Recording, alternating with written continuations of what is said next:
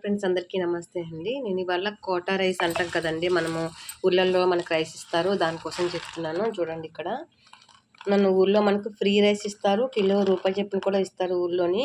మనం తీసుకొని మనము కోటా రైస్ అంటే ఊర్లో పట్టించుకోము.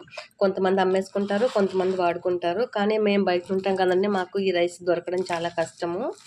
ఏదైనా చేసుకోవాలనుకున్న దోశల కోసమని ఇదే కొనుక్కోవాలి. ఇక్కడ రైస్ దొరకదు కదా, మాకు పక్కన మాల్లోని ఇప్పుడు ప్రెజెంట్ అమ్ముతున్నారు. ఫస్ట్ 25 రూపీస్ ఉండింది, ఇప్పుడు 35 రూపీస్ అయిపోయింది. చూడండి, కిలో 34 రూపీస్.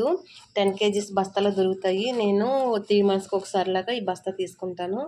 మనకు ఊర్లో కోట రైస్ తీసుకొని వాడాలంటే చాలా ఇబ్బంది పడతాము. మాలాగా బయట ఉన్న వాళ్ళు ఈ రైస్లు దొరకాలంటే చాలా కష్టము.